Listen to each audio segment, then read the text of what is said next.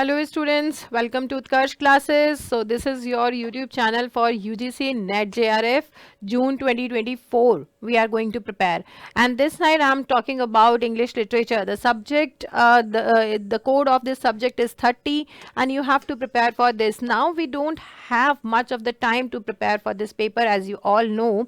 We have only 3 months. So here, because the channel has already launched, and we are here to give you a planner for your 3-month strategy, how to prepare for UGC NET English literature subject within 3 months. We all know that the syllabus is very huge in English literature, क्योंकि पूरे world का literature इसमें आ जाता है. English, African, American, European, Indian, Australian, Canadian, हमें सारा literature पढ़ना है विद इन 3 मंथ्स. तो क्या स्ट्रैटेजी इसकी रहेगी? कल जब हम लॉन्च कर रहे थे तो बहुत सारे स्टूडेंट्स के मैसेजेस मैं रीड कर रही थी. वहाँ पे था हम 3 मंथ में कैसे कंप्लीट कर सकते हैं कोर्स, कैसे प्रिपरेशन हो सकती है. पॉसिबल नहीं है, नहीं, ऐसा नहीं है. If you are not doing the hard work but the smart work, then the work is possible obviously. Because हम यहाँ पे एक एक वर्क को डिटेल में पढ़ के, हार्ड वर्क आपको अभी भी करना पड़ेगा लेकिन विद स्मार्ट वर्क आपको अपने जो स्टडी आवर्स हैं उन्हें इंक्रीज करना पड़ेगा. जितनी चीज़ें आप जो 5 महीने में प्रिपेयर करते थे वो आपको 3 मंथ में करनी है. तो ऑब्वियसली उस सारी चीज़ को कवर करने के लिए यहाँ पे because you are joining us, तो आपका वही काम थोड़ा सा इजी हो जाता है. हम आपको यहाँ प्रॉपर प्लानिंग देंगे, आप किस तरीके से अपने सब्जेक्ट को प्रॉपरली प्रिपेयर कर सकते हो. और पेपर 1, पेपर 2 दोनों ही सब्जेक्ट की स्ट्रैटेजीज आपके पास रहेंगी. टीचर्स आपको सारे सब्जेक्ट यहाँ पढ़ाएंगे. Now here I am here to take paper 2 English literature. English literature में हम लोगों ने यहाँ पे यूट्यूब पे ऑलरेडी सिलेबस अपलोड कर रखा है. 10 यूनिट्स यहाँ पे आपको दे रखी हैं. जितनी भी 10 यूनिट्स की हम बात करते हैं, you all know that unit 1 to 4 is the longest one. Unit 1 to 4 जो है उसके अंदर आपका पोइट्री, ड्रामा और जितना भी आता है इसमें आपका कंप्लीट लिटरेचर आ जाता है. सारे वर्ल्ड का जो लिटरेरी पोर्शन है, ठीक है, कंप्लीट पोइट्री,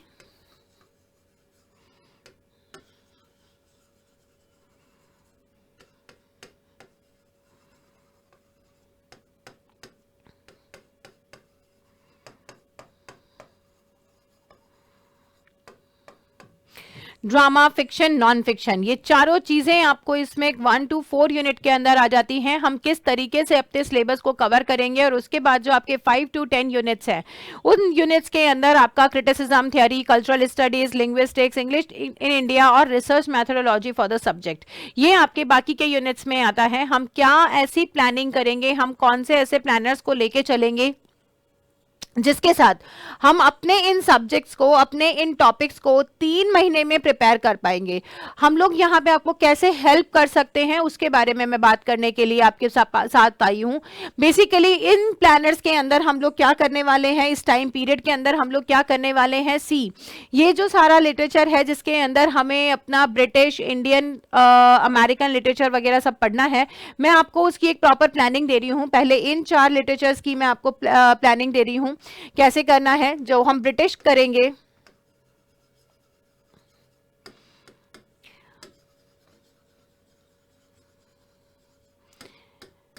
ब्रिटिश लिटरेचर जो है that is divided into 12 ages. ठीक है, इन 12 एजेस में से जितने इंपॉर्टेंट राइटर्स हैं हम लोग उनको ढंग से यहाँ पे प्रिपेयर करेंगे. और आपको जो हिस्टोरिकल पोर्शंस है वो सारे मैं आपको बताऊंगी कि कौन कौन से ऐसे मेजर हिस्टोरिकल इवेंट्स है जिनके ऊपर लिटरेचर लिखा गया है, जिनका इम्पैक्ट लिटरेचर के ऊपर पड़ा है और जिसे हमें बहुत अच्छे से यहाँ प्रिपेयर करना है. Reason behind this preparation, reason behind this strategy is to cover most of the syllabuses within the time, और आपको रिविजन टाइम भी मिलता है. हम यहाँ पे जो 1 से 1.5 घंटे की क्लास लेंगे उसके अंदर मैं आपको सारे मेजर चीजों को यहीं पे करवाऊंगी. और उन चीजों को क्या करना है, आपको बाद में 5 to 6 आवर्स का अपना स्टडी प्लानर बनाना है. एटलीस्ट प्रोडक्टिव आवर्स आपके पास 5 to 6 अगर आप इन क्लासेस के बाद रखते हैं, मतलब दिन के आपको 8 घंटे पढ़ना है. और आप उसके बाद अपना यूजीसी नेट की प्रिपरेशन में आप खुद देखेंगे कि आप कहां स्टैंड करते हैं. But you have to follow the strategy and the planner which I am sharing with you. 5 to 6 hours of your own and 1.5 hour या 2 आवर आप इसको दे दीजिए. 2 आवर्स का आपका रहेगा क्लास.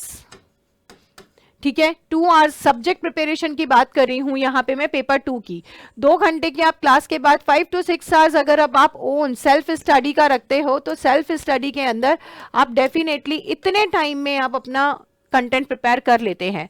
अब आते हैं इसके ऊपर जो 12 एजेस हैं, 12 एजेस में कुछ एजेस ऐसी हैं जो बहुत छोटी हैं, माइनर हैं, जिनके अंदर टाइम कम लगता है, लेकिन जो मेजर एजेस हैं वो ऑलमोस्ट आपकी 7 एजेस हैं जो काफ़ी मेजर एजेस हैं। 5 एजेस जो हैं वो छोटी एजेस हैं जिसमें आपके ओल्ड इंग्लिश पीरियड आ जाता है, मिडिल इंग्लिश पीरियड आ जाता है, ये छोटी एजेस में आते हैं 2। देन उसके बाद ट्रांजिशन पीरियड आपका बहुत बड़ा नहीं आता है। जो प्यूरिटन आपकी एज आती है उसमें बहुत मेजर राइटर्स नहीं है, और ऑगस्टन भी थोड़ा छोटा है, लेकिन विक्टोरियन, मॉडर्न, योर रेनेसेंस, ये जो सारी एजेस आएंगी, 7 एजेस जो आती हैं वो काफ़ी मेजर एजेस हैं, इसके अंदर काफ़ी सारे राइटर्स निकलते हैं। इन एजेस को हम लगभग जो है बाकी की जो 5 एजेस हैं, ये 2 पार्ट में अगर मैं डिवाइड करती हूँ तो ये एजेस आपकी एक एक क्लास के अंदर एक एक एजेस हो सकती है, एक एक पोर्शन हो सकता है। लेकिन जो ये 7 एजेस हैं ये लगभग 2 से 3 क्लासेस लेंगी। इसका मतलब यहाँ पे ये आता है कि 5 क्लासेस हम लोग इसको देंगे, और अगर हम 14 या टोटल हम 14-15 क्लासेस इसकी ले लेते हैं तो 20 क्लासेस के अंदर हम लोग पूरा ब्रिटिश लिटरेचर कवर करने की यहाँ कोशिश करते हैं। 20 क्लासेस मैं आपको जो दूंगी उसमें मैं मेजर राइटर्स भी आपको बताऊंगी कि कौन कौन से पढ़ने हैं, वो आप अपने सेल्फ स्टडी वाले टाइम में पढ़ेंगे, और जो मेन राइटर्स और मेन वर्क्स हैं जिनके ऊपर मोस्ट प्रोबेबली क्वेश्चन आते हैं वो सारी चीज़ें मैं आपको यहीं करवाऊंगी। क्योंकि इन एजेस के अंदर हिस्टोरिकल पोर्शन चाहे कितना भी हो, हम उन्हें ब्रीफ में करके केवल उन हिस्ट्री या उन इवेंट्स की बात करेंगे जिनका डायरेक्ट कनेक्शन किसी ना किसी वर्क या राइटर से है, और उसके बाद हम लोग अपनी बात करेंगे केवल राइटर ओरिएंटेड चीजों को करेंगे कि किसने क्या कहा, किसने क्या लिखा। क्योंकि आपके जो क्वेश्चंस आते हैं हम उन्हीं को लेके पीवाईक्यूज को बिल्कुल सिंथेसिस करके हमने टॉपिक्स निकाले हैं, और उसी के बेस पे आपका ये चलेगा। This was your age 1। Then आपका आ जाता है सेकंड, जो इसके अंदर आता है आपका अमेरिकन एंड यूरोपियन।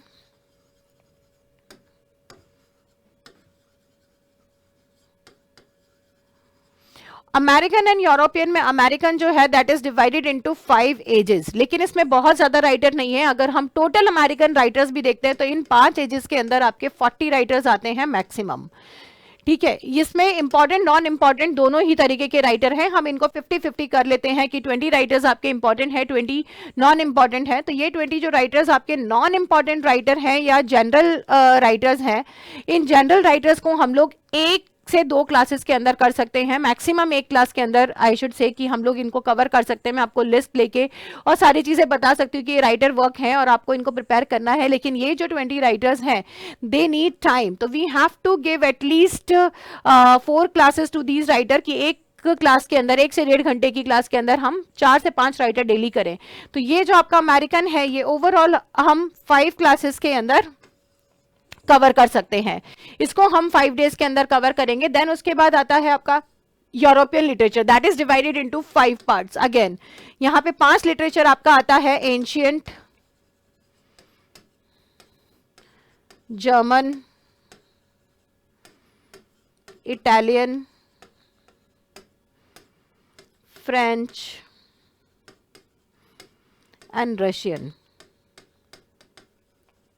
ये 5 लिटरेचर हैं आपके। इसके अंदर जो सबसे ज़्यादा टाइम टेकिंग है वो आपका आ जाता है जर्मन लिटरेचर। जर्मन लिटरेचर को हम लोग यहाँ पे 3 से 4 क्लास में करते हैं, पर अभी क्योंकि यहाँ पे हम 1 से 1.5 घंटे की क्लासेस लेंगे तो ये मान के चलिए कि उसमें जो मेजर राइटर्स हैं आपके वो आपके क्रिटिसिज्म के पोर्शन में भी चले जाते हैं। तो we can conclude this ancient literature जिसमें ग्रीक और रोमन दोनों है, इनको हम 2 क्लासेस के अंदर कवर करने की कोशिश करेंगे। देन आपका फ्रेंच लिटरेचर जो है वो आपका 1 से 2 क्लासेस के अंदर हो जाता है, इटालियन भी 1 से 2 क्लासेस के अंदर हो जाता है।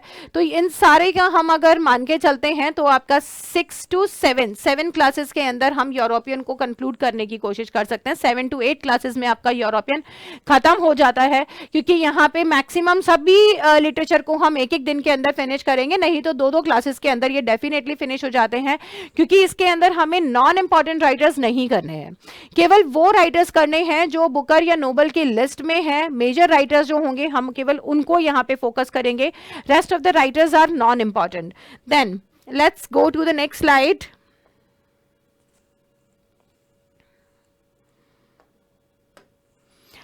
नाउ थर्ड पोर्शन जो आपका आता है वर्ल्ड लिटरेचर का,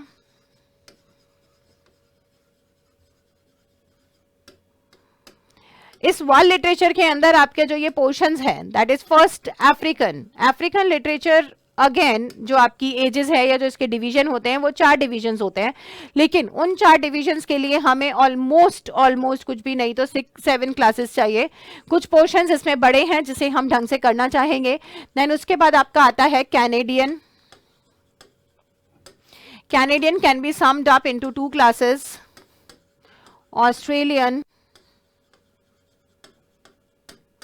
Australian will take 3 classes. Caribbean will take 1 class only because इसमें 5 to 6 राइटर्स ही हैं जो हम एक क्लास में कंक्लूड कर सकते हैं। ये आता है आपका वर्ल्ड लिटरेचर का सारा पोर्शन जिसे हम इस तरीके से प्रिपेयर करेंगे। कैनेडियन के अंदर बहुत ज़्यादा राइटर नहीं है, हार्डली 5 से 6 राइटर्स हैं, टोटल ही 10 to 12 राइटर्स हैं, जिसमें 5 से 6 राइटर्स इंपॉर्टेंट राइटर्स हैं, वो हम 2 क्लासेस के अंदर कंप्लीट कर सकते हैं। सिमिलरली ऑस्ट्रेलियन के अंदर थोड़ी रेंज बढ़ जाती है, राइटिंग्स ज़्यादा हैं तो उसमें 3 क्लासेस लगेगी। देन आते हैं हम अपने फोर्थ पोर्शन पे, Indian literature.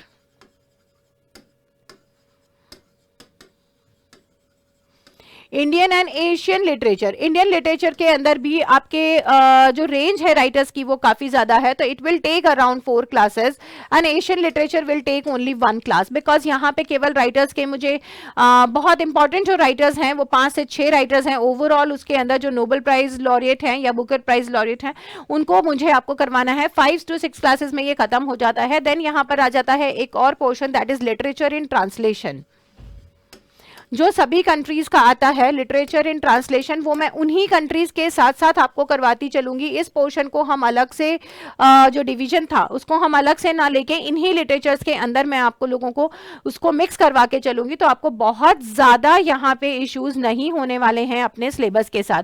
So this was your unit 1 to 5 जिसका डिस्क्रिप्शन मैंने आपको 1 to 4 जिसका डिस्क्रिप्शन मैंने आपको यहाँ पे दिया है। ये आपकी सबसे मेजर यूनिट थी, ठीक है। तो कुछ हम इस तरीके से इसको डिवाइड करते हैं। Then let's come to unit 5 and 6, 5 to your 10। Unit 5 जो है आपकी दैट इज लिंग्विस्टिक्स।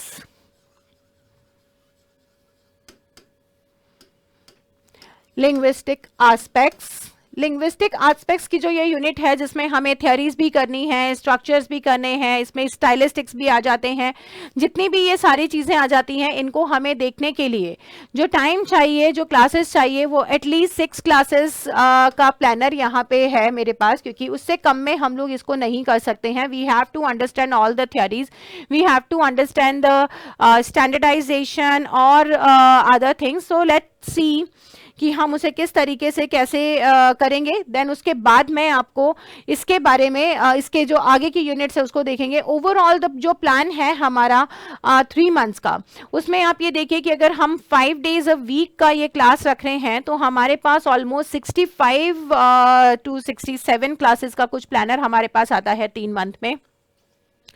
तो 67 क्लासेस के अंदर ही हमें ऑलमोस्ट ये फिनिश करना है। फिर भी अगर रहता है कि हाँ क्लासेस ज़्यादा होगी तो हम 6 days में भी उसको लेंगे या जैसा भी शेड्यूल होगा उसको बनाएंगे, लेकिन अपनी 65 क्लासेस के अराउंड 65-66 क्लासेस के अंदर अंदर हमने इन सारे आपके चैप्टर्स को डिवाइड करा, इन सारे यूनिट्स को डिवाइड करा, जिसमें से आपके, मैं अभी भी दोबारा बोल रही हूँ कि जो PYQs हैं, आपके जो प्रीवियस ईयर क्वेश्चंस है उसमें लगभग 20 ईयर्स के क्वेश्चंस को हम लोगों ने सिंथेसिस करके ये देखा है कि कौन कौन से टॉपिक पे रिपीटेटिवली क्वेश्चंस आ रहे हैं, मेजरली कौन कौन से टॉपिक्स को टच किया जा रहा है, कैसे उनके ऊपर काम किया जा रहा है, और उन्हीं टॉपिक से रिलेटेड क्वेश्चंस या उन्हीं टॉपिक्स को आपको यहाँ थॉरली करवाया जाएगा, ठीक है। Then I am taking unit 6 है आपकी English in India. Evolution of English language in India. तो इंग्लिश इन इंडिया का जो टॉपिक है, इसमें आपकी सारी स्ट्रेटेजीज आ जाती है, इसमें आपकी सारी एजुकेशन पॉलिसीज आ जाती हैं, आपके एंशियंट इंडियन एजुकेशन सिस्टम आता है, इन्हें हमें यहाँ पे करना है। अब ये मान के चलिए कि ये जितने भी इसमें इंग्लिश इन इंडिया के जो पोर्शंस हम लोग यहाँ करते हैं, जिसमें हमें एजुकेशन पॉलिसीज देखनी है, इंडियन एजुकेशन सिस्टम देखना है, फिर उसके बाद प्री इंडिपेंडेंस पोस्ट इंडिपेंडेंस चीज़ों को देखना है, और इन्वॉल्वमेंट देखना है कि इंग्लिश का standardisation as an official language और नॉन ऑफिशियल लैंग्वेज को कैसे किया गया, हायर एजुकेशन सिस्टम में ये किस तरीके से रोल करती है, इन सभी चीज़ों को समझने के लिए।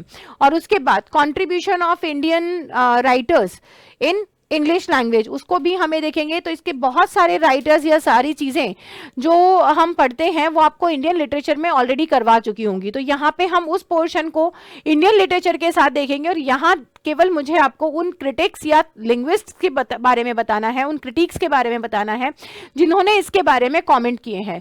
तो overall we can conclude again these classes also into 5 to 6 classes.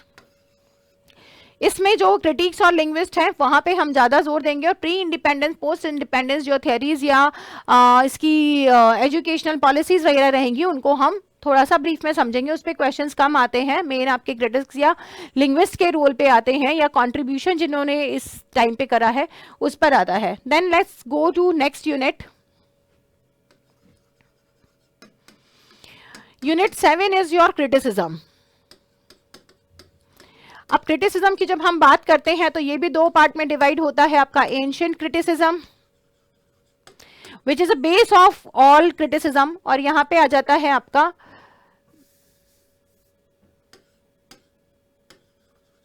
English criticism.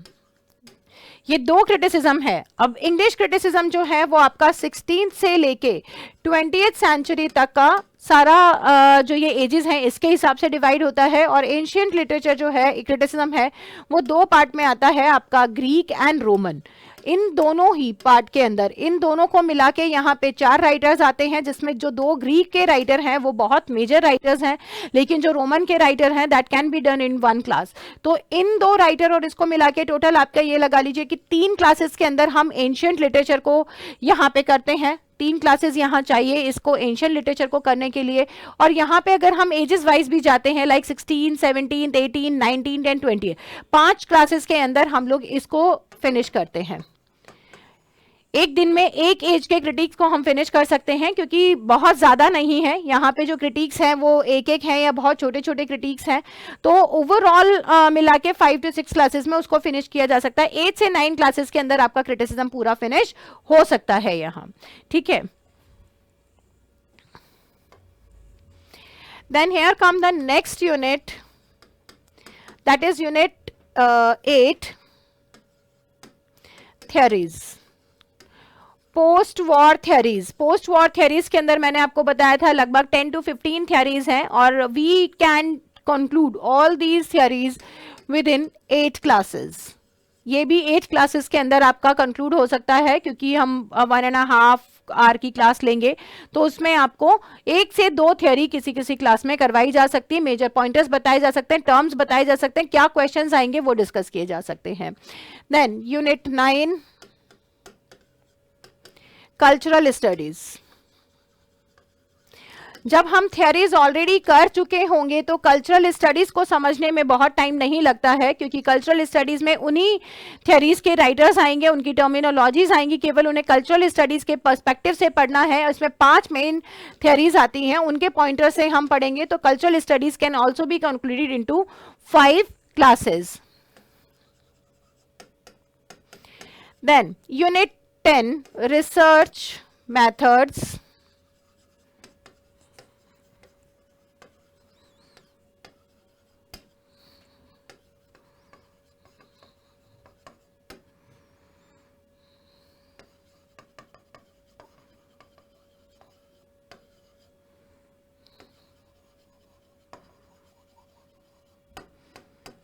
ठीक है, अब आता है research methods in English language and literature.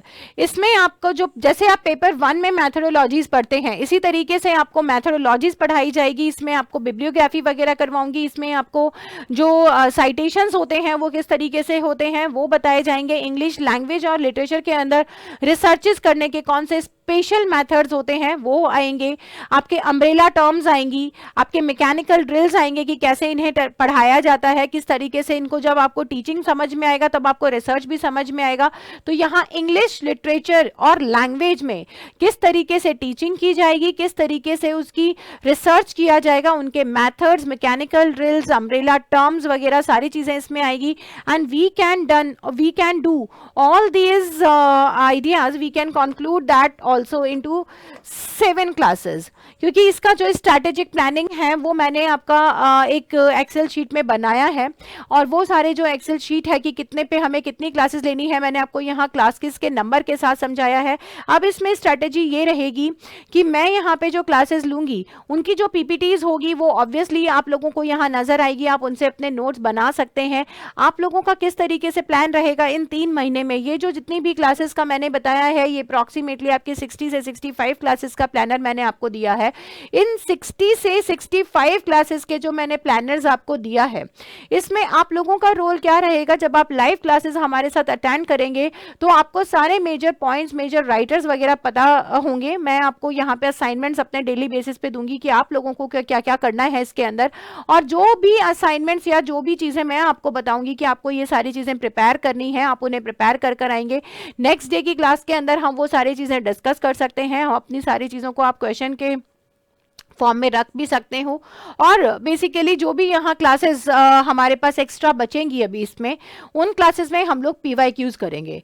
वैसे भी आपके जो मैं टॉपिक सिंथेसिस करके लेकर आऊंगी वो मैं पीवाईक्यू के बेसिस पे लाऊंगी। इवन आपको बताऊंगी कि इसके ऊपर क्वेश्चन एसएस ईयर के अंदर आया था, इन चीजों के ऊपर पूछा गया है, so that you will feel confident कि हाँ हम लोग साथ साथ हमारे पीवाईक्यूज चलते आ रहे हैं, हम लोग जो भी चीजें हैं वो प्रीवियस ईयर के हिसाब से प्रिपेयर कर रहे हैं।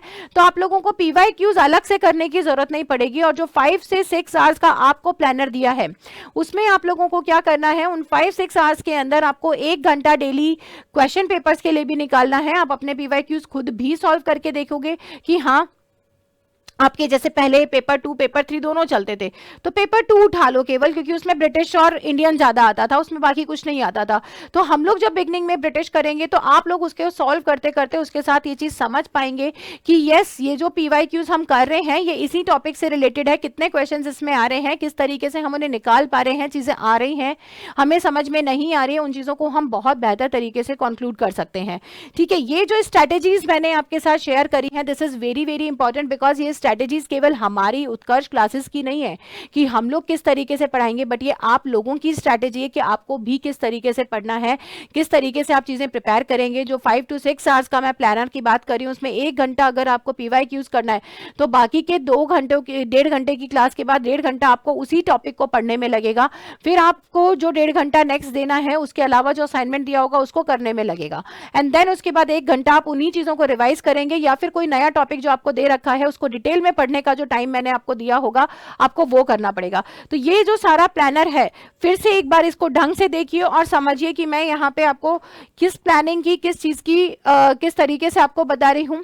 यूनिट 1 to 4 जो है यहाँ पे आपके 4 पोर्शंस हैं, इन चारों पोर्शंस को हमने किस तरीके से डिवाइड करा है। पहला पॉइंट हमने ब्रिटिश का लिया है, ये सबसे बड़ा पोर्शन है, बहुत ज्यादा लिटरेचर है और सबसे ज्यादा क्वेश्चंस भी यहीं से आते हैं, इसीलिए हम इसको लगभग 20 क्लासेस दे रहे हैं। ठीक है, इन 20 क्लासेस का जो ये टाइम होगा ये लगभग आपका फर्स्ट मंथ ब्रिटिश के अंदर जाएगा, लेकिन इसमें क्रिटिसिज्म की बहुत सारी चीजें ऑलरेडी कवर हो जाएंगी क्योंकि राइटर्स वही हैं जो ब्रिटिश क्रिटिसिज्म के मैंने आपको राइटर्स बताए हैं 16-17 सेंचुरी के, वो सारे राइटर्स यहाँ पे भी आएंगे। राइटर्स आपके कवर हो चुके होंगे, केवल वहां पे हमें उनका एक एक वर्क करना है जो टाइम टेकिंग नहीं होगा, क्योंकि राइटर के बारे में सब कुछ आप ऑलरेडी जानते होंगे। यहाँ पे टाइम देने का मतलब है आपका पीछे की बहुत सारी क्लासेस का टाइम बच जाता है, इसीलिए हम इसको सबसे ज्यादा टाइम दे रहे हैं। देन इसके बाद आता है आपका अमेरिकन, और ये दोबारा आपको समझा रही हूं कि इसके अंदर जो आपके 40 राइटर्स हैं ऑलमोस्ट, ठीक है, उनको हम लगभग 5 क्लासेस के अंदर कंक्लूड करते हैं। ठीक है, you have to focus only on these writers, जो ये मेन 20 राइटर्स हों जो फ्रीक्वेंटली पूछे जा रहे हैं। उन 20 में से आंसर आपका एक या दो कभी कभी आएगा, लेकिन वो 20 भी इंपॉर्टेंट हो गए, बट ये जो आपके मेन राइटर्स हैं, you have to focus more on these writers, ये आपके मेजर राइटर्स रहेंगे हर किसी में।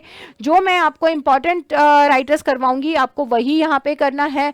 जर्मन लिटरेचर हो गया, रशियन लिटरेचर हो गया, ये एक एक क्लासेस के लिटरेचर है, क्योंकि इसमें 5 से 6 राइटर मेनली आपके निकल कर आते हैं जिन पे फ्रीक्वेंटली क्वेश्चंस आ रहे हैं। ठीक है, उसके अलावा आपको केवल लिटरेचर के बेसिस को जानना है। देन आपका वर्ल्ड लिटरेचर जो आता है, सबसे ज्यादा क्वेश्चंस आपके अफ्रीकन में से आते हैं और इसमें राइटर्स भी बहुत ज्यादा है। अगेन अमेरिकन की तरह यहाँ पे भी लगभग आपके 40 राइटर्स आ जाते हैं अफ्रीकन लिटरेचर में। लेकिन जो राइटर्स पूछे जाते हैं, जिन राइटर्स पे फ्रीक्वेंटली क्वेश्चन आ रहे हैं, वो आपके ऑलमोस्ट 15 राइटर्स हैं। बाकी राइटर्स के ऊपर क्वेश्चन नहीं आते। वो 15 राइटर जो कि कॉमनवेल्थ अवार्डेड हैं या नोबेल लॉरिएट्स हैं या बुकर प्राइज विनर्स हैं, उनके ऊपर क्वेश्चंस आते हैं। वो लगभग 15 राइटर्स हैं। तो इन राइटर्स पे आपको फोकस करना है। जो मैंने 7 क्लासेस बताई हैं उसमें से 5 क्लासेस जो हैं वो इन्हीं 15 राइटर्स को दी जाएंगी। बाकी राइटर्स तो आपके मैं 40 राइटर्स में से जो बाकी राइटर हैं वो 3 क्लासेस में आपको बता दूंगी कि इस तरीके से लिटरेचर का बेस है, और अगर ये चीजें पूछ ली जाती हैं तो आपको वो समझ में आए। कैनेडियन में, ऑस्ट्रेलियन में और कैरेबियन में जो डिवीजन होता है वो आइलैंड्स के बेसिस पे होता है, लेकिन इनमें जो आपके मेन राइटर्स निकल कर आएंगे वो 5 से 6 राइटर हैं। हम एक क्लास के अंदर उन्हें फिनिश करेंगे क्योंकि उनके मेजर वर्क एक एक ही हैं। ऑस्ट्रेलियन और कैनेडियन में आपको समझना पड़ेगा क्योंकि यहाँ पे हमारे अवार्ड विनिंग राइटर्स की अच्छी खासी लिस्ट निकलती है, और इन राइटर्स को करना और समझना जरूरी है, बिकॉज इन फ्यूचर जो कॉमनवेल्थ राइटर्स निकल रहे हैं, जो कॉमनवेल्थ के राइटर्स अवार्डेड राइटर्स निकल रहे हैं, उसमें कैनेडियन और ऑस्ट्रेलियन की अच्छी खासी रेंज है। ये लोग बहुत ही कॉन्टेम्प्रेरी टॉपिक्स पे लिखते हैं, और स्पेशली ऑस्ट्रेलियन लिटरेचर जो लिखा गया है वो आपके क्वेर स्टडीज के अंदर वहां से मेजर लिटरेचर लिखा गया है। इंडिजीनियस लिटरेचर काफी ज्यादा है यहाँ पे। पोस्ट वॉर थीम्स और एलियनेशन के ऊपर लिटरेचर लिखा हुआ है। तो कॉन्टेम्प्रेरी थीम्स पे ऑस्ट्रेलियन लिटरेचर आपको काफी मिलेगा, जबकि रीजनलिज्म के ऊपर कैनेडियन लिटरेचर मिलेगा। आपको फेमिनिज्म, रीजनलिज्म जो है उसमें कैनेडियन लिटरेचर मिलेगा, लेकिन ऑस्ट्रेलियन लिटरेचर आपको कॉन्टेम्प्रेरी टॉपिक से रिलेटेड मिलेगा। ठीक है, तो ये थोड़ा सा आपको लिटरेचर इंपॉर्टेंट वे में करना ही करना है। देन हम लोग आगे चलते हैं इंडियन लिटरेचर में मेन फोकस आप लोग कॉन्टेम्प्रेरी राइटर्स पे रखेंगे, लेकिन उसके अलावा जो आपके ट्रेडिशनल राइटर्स हैं लाइक अनीता देसाई हैं, या आपके जो बंगाली राइटर्स आ जाते हैं, रविंद्रनाथ टैगोर वगैरह, उनके ट्रांसलेशंस आ जाते हैं। उसके अलावा महाश्वेता देवी वगैरह हैं, अरुंधति रॉय हैं, ये कॉन्टेम्प्रेरी में आपकी जो राइटर्स आ जाते हैं, इन सभी को आपको पढ़ना है। लेकिन फिर भी जो ये मिड एजेस के राइटर हैं जो अनीता देसाई की रेंज में आएंगे, उन के ऊपर किस किस वर्क पे क्या क्या फोकस रखना है, that I will tell you, और वो बहुत इंपॉर्टेंट रहेगा बिकॉज उनके ऊपर क्वेश्चंस अब कम आते हैं, लेकिन अगर आते हैं तो बहुत टेक्निकल आते हैं। और जो कॉन्टेम्प्रेरी लिटरेचर है, कॉन्टेम्प्रेरी लिटरेचर में वो लोग कहीं से कुछ भी पूछते हैं, बेसिकली थीम से या आपके सेटिंग से रिलेटेड क्वेश्चन होते हैं। वो सारी चीजें डिस्कस करते हुए बताऊंगी। एशियन लिटरेचर के अंदर आपके जो 5 कंट्रीज आती हैं, Sri Lanka, China, Japan, Pakistan and Bangladesh, ये 5 कंट्रीज आती हैं एशियन लिटरेचर के अंदर। ये साउथ एशियन लिटरेचर जो है, इसमें इन सभी कंट्री के एक एक दो राइटर्स हैं, केवल ज्यादा नहीं है, जिनके ऊपर आपको फोकस करना है। और वो भी एक चांस की बात है कि वहां से कोई क्वेश्चन, एक क्वेश्चन, ठीक है, आपके एशियन वगैरह में से एक क्वेश्चन आपका आ जाए, वो बहुत बड़ी बात होती है, क्योंकि पूरा वर्ल्ड लिटरेचर, चाहे वो आपका ये एशियन, इंडियन एशियन और लिटरेचर इन ट्रांसलेशन, इस पूरे यूनिट में से आपके ये मान लीजिए कि 10 क्वेश्चंस आने हैं, तो जिसमें इंडियन में से भी क्वेश्चंस आपके बराबर से आते हैं, ट्रांसलेशन बेस्ड क्वेश्चंस आते हैं, और आपके एशियन लिटरेचर, तो पूरे एशियन लिटरेचर में जापानीज, चाइनीज लिटरेचर के ऊपर से एक क्वेश्चन आ सकता है, बांग्लादेशी, श्रीलंका, पाकिस्तान में से एक क्वेश्चन आ सकता है, 2 क्वेश्चन इसमें से आएंगे, बाकी 4 से 5 क्वेश्चन इंडियन में से आएंगे और फिर ट्रांसलेशन में से आते हैं।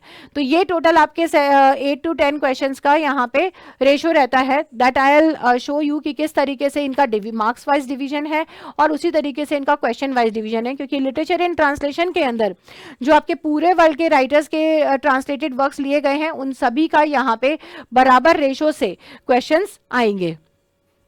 Then your next unit is criticism, यहाँ से भी sorry next unit is your linguistics, इसमें से भी 10 क्वेश्चंस आते हैं। 10 क्वेश्चंस का मतलब ये मान के चलो कि लिंग्विस्टिक्स में उनके जो थ्योरीज है मेनली उसके ऊपर आएगा, असर्शन रीजन के ऊपर आता है, जो ग्रामर है उसके ऊपर क्वेश्चंस आते हैं। ये नहीं कि आपका एरर फाइंडिंग वगैरह नहीं कह रही हूँ, वो ग्रामर में नहीं आता है, लेकिन आपके जो ग्रामेटिकल डेवलपमेंट है लैंग्वेज के अंदर, जैसे यूनिवर्सल ग्रामर होगी, जनरेटिव ग्रामर है, ट्रांसफॉर्मेशन है, वर्ड फॉर्मेशन है, इन सभी के ऊपर आपका क्वेश्चंस आएंगे। तो वो सारी टॉपिक्स हमें कौन कौन से इंपॉर्टेंट उसके अंदर करने हैं, कौन कौन सी टर्मिनोलॉजीज को करना है, वो ध्यान देना है। लेकिन हाँ, लिंग्विस्टिक थ्योरीज पे ज़्यादा क्वेश्चंस आते हैं, ठीक है। देन आता है English in India. English in India के अंदर भी फिर आपका कॉन्ट्रीब्यूशन के ऊपर क्वेश्चन आ जाते हैं कि कौन कौन से राइटर ने किस तरीके का कॉन्ट्रीब्यूशन किया इन इंग्लिश, ट्रांसलेशन के अंदर किस तरीके से कॉन्ट्रीब्यूशन किया, जो आपके एजुकेशन पॉलिसीज है उसमें आ जाते हैं। और मेन फोकस जो इसमें होता है, लगभग 3 से 4 क्वेश्चंस आते हैं आपके टर्मिनोलॉजीज पे और क्रिटिक्स और लिंग्विस्ट जो है इंडिया के उनके ऊपर। ब्रिज काचरू है, नामवर सिंह है, सलमान रश्दी है, इस तरीके के राइटर्स के ऊपर आपके क्वेश्चंस आते ही आते हैं। देन नेक्स्ट क्रिटिसिज्म, क्रिटिसिज्म में से भी 10 क्वेश्चंस आएंगे। तो आपके प्लेटो, एरिस्टोटल, होरेस, लॉन्जाइनस, क्विंटिलियन, ये आपके यहाँ के राइटर्स हो गए। देन उसके बाद जो आपके इंग्लिश के ये 5 यूनिट्स या 5 एजेस हैं उनके ऊपर से जो क्वेश्चंस आएंगे वो भी आपको इसी तरीके से करने हैं कि हम लोग यहाँ मैक्सिमम से मैक्सिमम मार्क्स अचीव कर पाए। तो this is the basic strategy which I am following here. Then आपके थ्योरीज में से 10 क्वेश्चंस आएंगे। आपकी जो मेजर थ्योरीज हैं, लगभग 10 to 12 थ्योरीज हैं, मैंने 15 के नाम लिखवाए थे, लेकिन वो 10 to 12 थ्योरीज मेन है आपकी, जिसमें से क्वेश्चंस आते हैं। लेकिन उसमें से जो क्वेश्चंस आते हैं वो असर्शन रीजन या स्टेटमेंट बेस्ड ज़्यादा आते हैं। Statement 1, statement 2, assertion reason based ज़्यादा आते हैं, या आपके लॉजिकल क्वेश्चंस आते हैं किसी भी थ्योरीज के उठा के किसी राइटर के बेस पे उनके वर्क से रिलेटेड क्वेश्चंस आते हैं। तो this is also very like tactical one, थोड़े हार्ड होते हैं इन क्वेश्चंस को सॉल्व करना अगर आपको ढंग से नहीं पढ़ा है। तो हम लोग यहाँ पे हर थ्योरी का मेजर पॉइंट पढ़ेंगे, हर थ्योरी की मेजर टर्म्स पढ़ेंगे, उनके राइटर्स, उनके वर्क्स को ध्यान में रखते हुए कि किस किस तरीके के, और पीवाईक्यूज को लेकर कि यहाँ पे पहले इस तरीके के क्वेश्चन इस पर्टिकुलर राइटर में से आया था, इस पर्टिकुलर वर्क में से आया था। ये सारी चीज़ें आपको ध्यान में रख के मैं यहाँ बताती जाऊँगी और आप लोग उन्हें नोट करते जाएंगे, and that will make it very easy for you. यहाँ पे जो मैं स्ट्रेटेजी आपके सामने शेयर कर रही हूँ, क्लास वाइज तो स्ट्रेटेजी शेयर करी है, लेकिन उसके साथ ये चीज़ ध्यान रखिए कि क्लास वाइज स्ट्रेटेजी के साथ साथ आपको ये चीज़ जरूर ध्यान रखनी है कि हम लोग जो पीवाईक्यूज पे बार बार मैं नाम ले रही हूँ वो इसलिए ले रही हूं क्योंकि पीवाईक्यूज के साथ साथ आपकी वो स्ट्रैटेजिक प्रिपरेशंस होती हैं जो बच्चे अपने आप करने में या बेसिकली नॉर्मल कोचिंग सेंटर्स में भी जब करते हैं तो वो वहाँ फेल हो जाते हैं। उसके पीछे रीज़न ये है कि टीचर्स केवल उन्हें बता रहे हैं ये पढ़ लीजिए, ये कर लीजिए, लेकिन पीवाईक्यूज को साथ में रख के उनके सिंथेसिस बेस्ड चीज़ों को देना, it's not very easy. We have done it. We have done with the 20 years paper. ऐसा है, बच्चे शायद ये भी कहेंगे कि मैम अब तो पेपर आ रहे हैं, वो तो आप 18 ऑनवर्ड भी देखेंगे तब भी काम चल जाएगा। नहीं, जो पुराने क्वेश्चन पेपर्स हैं, आप लोग ये सोच रहे हैं पैटर्न 18 ऑनवर्ड का जो पेपर सीबीटी बेस्ड चल रहा है वो चलेगा, लेकिन जो क्वेश्चंस हैं उनको हम जितने पुराने क्वेश्चंस उठा के उनको ले सकते हैं, उन क्वेश्चंस के आने की प्रोबेबिलिटी उन टॉपिक्स को प्रिपेयर करने के बाद बढ़ जाती है। तो that is what I have done. I have also taken questions from all the 20 papers, 20 years paper, और वहाँ से जो repetitive topics आपके आ रहे हैं उसमें से ये पता लगता है कि 20 के 20 साल में इस पर्टिकुलर राइटर पे, जैसे शेक्सपियर पे क्वेश्चन आया ही है, आपके इमर्सन थॉरू पे क्वेश्चन आता ही आता है, या नथानिएल हॉथॉर्न पे क्वेश्चन आएगा। अगर हम इंडियन में देखते हैं तो इंडियन में आपके जो कॉन्टेम्प्रेरी राइटर है लाइक गिरीश खन्ना, सलमान रश्दी पे एवरी सेकेंड ईयर क्वेश्चन आते हैं। ये आपके प्रोमिनेंट राइटर्स की लिस्ट में आ गए, इन्हें हमें करना ही करना है ना। तो थ्योरीज के अंदर अगर हम देखते हैं तो टीएस इलियट पे हर साल ऑलमोस्ट क्वेश्चन आता है, रेमंड विलियम्स पे हर साल ऑलमोस्ट क्वेश्चन आता है, आईए रिचर्ड्स पे क्वेश्चन आता है, स्टैनले फिश पे क्वेश्चन आता है। ये आपके प्रोमिनेंट फिगर्स हैं थ्योरीज के जो हमें करने हैं, जिनके बिना हम थ्योरीज को क्रॉस नहीं कर सकते। तो this is the idea how we have to take our preparations. Then आता है कल्चरल स्टडीज। कल्चरल स्टडीज को अलग से यूनिट बनाए बहुत टाइम नहीं हुआ है, but still we have to be conscious about it कि कल्चरल स्टडीज को यूनिट बनाए हुए बहुत टाइम नहीं हुआ है, लेकिन इसके अंदर जो यूनिट या जो चीज़ें डाली गई हैं, फॉर एग्जाम्पल इसमें मार्क्सिज्म को ऐड करा है, इसमें फेमिनिज्म को ऐड करा है, इसमें आपके रीडर रिस्पॉन्स को ऐड करा है, orientalism like colonialism, post colonialism इसमें ऐड किया गया है, एंड इसके अंदर साइको एनालिसिस आ जाता है। जब ये सारी चीज़ों को हम लोग करेंगे, हिस्टोरिसिज्म भी इसमें कहीं ना कहीं इन्वॉल्व होता है। तो इन सारी चीज़ों को जब हम लोग पढ़ेंगे, वापस कल्चरल स्टडीज़ के साथ पढ़ेंगे, कल्चरल बैकग्राउंड के साथ पढ़ेंगे, तो इसमें लिंग्विस्टिक्स कुछ थ्योरीज आ जाती हैं, कुछ आपकी पोस्ट वॉर थ्योरीज आ जाती हैं, जिससे हम कल्चरल स्टडीज करते हैं, ट्रांसलेशन स्टडीज करते हैं। तो यहाँ पे आपके comparative study, pop culture, translation studies और बाकी की थ्योरीज का भी इन्वॉल्वमेंट हम देखते हैं, और उनके बेसिस पे जो क्वेश्चंस आते हैं उन्हें हम देखते हैं। यहाँ पे जो पर्टिकुलर राइटर ने या क्रिटिक ने एक वर्क ओरिजिनेट करके रखा है कि हाँ इस वर्क को इस तरीके से करना है, तब हम कल्चरल स्टडीज को समझ सकते हैं, ट्रांसलेशन स्टडीज को समझ सकते हैं, कंपैरेटिव स्टडी को समझ सकते हैं, पॉप कल्चर या मीडिया को समझ सकते हैं। वो सब आपका कल्चरल स्टडीज में आता है, विच इज वेरी इंपॉर्टेंट, क्योंकि ये कॉन्टेम्प्ररी स्टडीज का पार्ट आ जाता है। ठीक है, देन इसके बाद research method, this is also very important. आजकल जितने भी बच्चे, आप लोग कितने number of students are preparing for NET, पहले इतने स्टूडेंट्स प्रिपेयर भी नहीं करते थे, तो ये टॉपिक नहीं था, क्योंकि जो पेपर 1 में प्रिपेयर कर रहा है उसी को मान लिया जाता था। लेकिन अब सब्जेक्ट वाइज मैथोडोलॉजीज की बात आ रही है कि सब्जेक्ट वाइज मैथोडोलॉजीज किस तरीके से प्रिपेयर करनी है, किस तरीके से उनको आगे देना है, और जब आप रिसर्च करते हो तो दिस इज वेरी इंपॉर्टेंट। और यहाँ पे आपकी कौन से जजमेंट्स होते हैं, यहाँ पे आपके वो जजमेंट होते हैं जिसमें आप ये बताएंगे कि हम पर्टिकुलर सब्जेक्ट के अंदर, पर्टिकुलर टॉपिक के अंदर हमारी स्पेशल मैथोडोलॉजीज क्या होंगी। जैसे फॉर एग्जांपल हम लोग इंग्लिश लिटरेचर की प्रिपरेशंस कर रहे हैं, तो बिब्लियोग्राफी क्या होगा, साइटेशन कैसे करेंगे, रिव्यू ऑफ लिटरेचर क्या होगा, जो रिसर्च मैथोडोलॉजीज होंगी वो कौन सी होंगी, क्वालिटेटिव, क्वांटिटेटिव, फिर उसके अंदर इंटरव्यूज पे जाएंगे, एक्शन रिसर्च किस तरीके से करेंगे, डेटा कैसे होगा, सैम्पलिंग कैसे करेंगे। इसमें अम्ब्रेला टर्म्स की बात कर रहे हैं कि यूनिवर्सल लेवल पे जब थीसिस पब्लिश होती है तो उसको, उसके ग्राउंड्स क्या होंगे, अम्ब्रेला टर्म्स देखेंगे। फिर जब हम इंग्लिश लिटरेचर या लैंग्वेज को पढ़ाते हैं, उनके मैकेनिकल ड्रिल्स को हम लोगों को यहाँ देखना पड़ेगा कि एक यूनिवर्सल प्लेटफॉर्म के ऊपर जब पढ़ाते हैं तो मैकेनिकल ड्रिल्स कौन कौन सी होती है, किस तरीके से काम करते हैं। इन सारी चीज़ों को हम 6 to 7 क्लासेस में सीख लेते हैं, क्योंकि पेपर 1 में ऑलरेडी रिसर्च मेथड्स करवाए हुए होते हैं। तो मुझे यहाँ आपको रिसर्च मेथड्स एक्सप्लेन नहीं करना है, मुझे यहाँ आपको ये बताना है कि इंग्लिश लैंग्वेज और लिटरेचर के लिए कौन से रिसर्च मेथड्स को यूज करना है। मैं आपको साइटेशंस बताऊंगी, मैं आपको उनके जो एब्रीवेशंस है वो बताऊंगी, साइंस होते हैं कुछ वो बताऊंगी कि जो साइंस होते हैं रिसर्च के अंदर वो किस तरीके से, क्योंकि यहाँ पे पूछा जाएगा। ठीक है, अगर आपका टाइटल लिखना है तो वो कैसे लिखना है, किसी बुक को लिखा है तो कैसे लिखना है, बिब्लियोग्राफी के साइटेशंस के क्वेश्चंस भी काफी आते हैं। This is what are complete strategy about your syllabus. हम किस तरीके से प्रिपरेशन करेंगे इन 3 महीनों में, मेनली मैंने आप लोगों के साथ ये डिस्कस करा है यहाँ कि हम इन 3 महीनों में किस तरीके से प्रिपरेशन करेंगे, किस तरीके से इन चीज़ों को हम लोग एक ऐसे प्लेटफॉर्म के साथ अपना मिलके प्रिपेयर करना है कि हम 3 महीने बाद भी अगर अटेम्प्ट कर रहे हैं तो हम उसका रिजल्ट लेकर आए। तो now it is all up to you. जब जो लोग यूपीएससी की प्रिपरेशन करते हैं तो 13-13, 14-14 घंटे पढ़ते हैं, और वो बच्चे बैचलर्स करे हुए होते हैं, जो मिनिमम क्राइटेरिया है वो बैचलर्स है। तो बैचलर किए हुए बच्चे भी अगर यहाँ पर आके 13-14 घंटे डेडिकेट करके पढ़ सकते हैं। आप लोग पीएचडी लेवल के स्टूडेंट्स हैं, आप लोग मास्टर्स कर चुके हैं, आप पीएचडी लेवल के स्टूडेंट्स हैं, तो क्या आप लोग 13-14 आवर्स नहीं दे सकते हो? मैं यहाँ पे आप लोगों से जो मांग रही हूँ वो 7 to 8 आवर्स मांग रही हूँ, but try for more and more. जितना हार्डवर्क करोगे, स्मार्ट वर्क की टेक्निक्स हम आपको देंगे कि किस तरीके से आप लोग हार्डवर्क प्लस स्मार्ट वर्क करके अपना रिजल्ट ला सकते हैं। Now it is all in your hand, we are here to support you in every possible manner. So stay tuned and welcome to Utkarsh classes to get more and more information and updates about UGC NET along with the subject matter and specified classes. Thank you so much. Bye everyone.